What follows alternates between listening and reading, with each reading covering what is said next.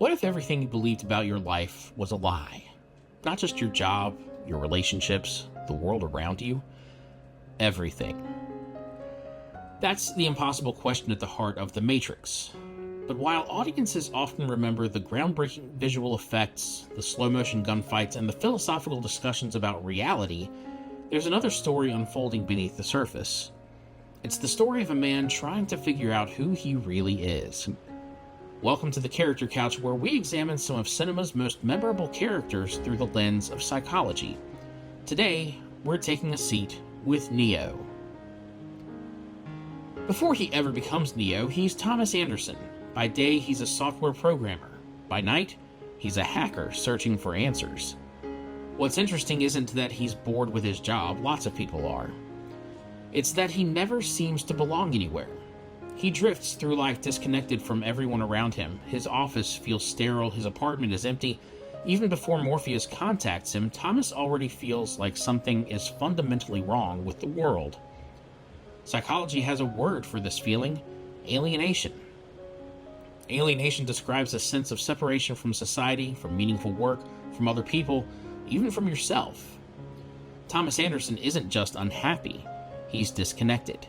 His hacking isn't simply rebellion, it's an attempt to make sense of a world that doesn't make sense. He can't explain why reality feels wrong, he just knows it does. Then comes one of the most famous choices in movie history: the red pill, the blue pill. When Neo chooses the red pill, he's doing much more than waking up. He's destroying his entire worldview. Psychologists sometimes describe moments like this as transformative experiences, events so profound that they permanently reshape a person's identity. Think about what Neo learns. Everything he believed was real isn't. His memories, his career, his childhood, his understanding of humanity, all of it collapses overnight. Most people would experience overwhelming confusion, grief, anxiety, or even trauma after discovering something that completely rewrites reality. Neo experiences all of them. His journey isn't just physical, it's psychological reconstruction. He has to build an entirely new identity from scratch. As the story unfolds, everyone begins telling Neo who he's supposed to become. The One, the Savior, humanity's last hope. But here's what's fascinating. Neo doesn't believe it.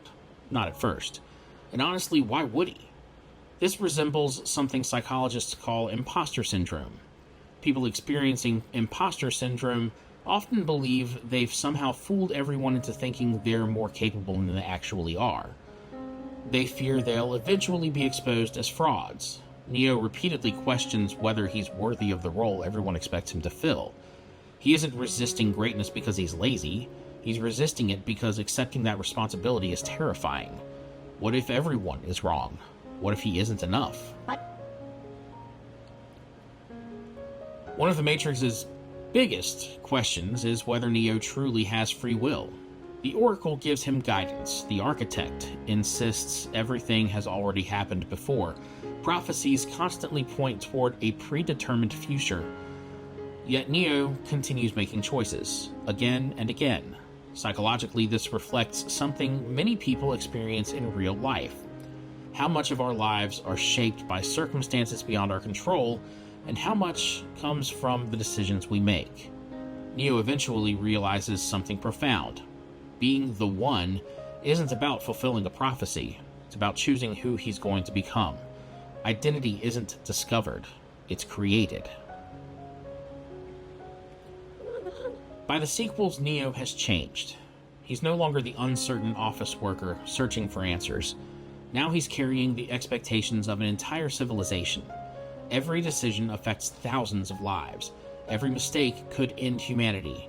That's an impossible burden. Over time, we see exhaustion, doubt, isolation, and moments of genuine hopelessness. Psychologists recognize that chronic responsibility can produce emotional burnout. When someone constantly feels responsible for everyone else, their own emotional needs often disappear into the background. Neo becomes less concerned with saving himself and more concerned with saving everyone else. Eventually, that's unsustainable. Years later, The Matrix Resurrections introduces us to another version of Thomas Anderson. Once again, he's trapped. Once again, he's questioning reality. But this time, the struggle feels different. He's medicated. He's isolated. He's encouraged to dismiss his own experiences as symptoms rather than memories.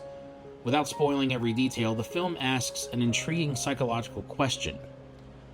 What happens when someone spends so long denying their authentic self that they begin believing the lie? Many psychologists describe identity as something that requires continual reinforcement. Ignore it long enough, and you begin to lose touch with who you really are. Neo's final journey isn't about learning kung fu. It's about remembering himself. Neo's greatest enemy was never Agent Smith. It wasn't the machines. It wasn't even the Matrix. It was uncertainty. His story reminds us that identity isn't something handed to us. It isn't determined by our job, our past, or what other people expect from us. It's shaped by the choices we make when life forces us to question everything we thought we knew. That's why Neo still resonates more than 25 years after audiences first followed the White Rabbit. Because underneath the science fiction, beneath the philosophy, beneath the bullet time, is a deeply human story about finding yourself, and maybe that's the most powerful illusion the Matrix ever created. Thanks for joining me here for another session of The Character Couch. If you've enjoyed this psychological deep dive into Neo, let me know which movie character you'd like to see analyzed next. Until next time, remember, sometimes the biggest prison isn't the one around us, it's the one inside our own minds.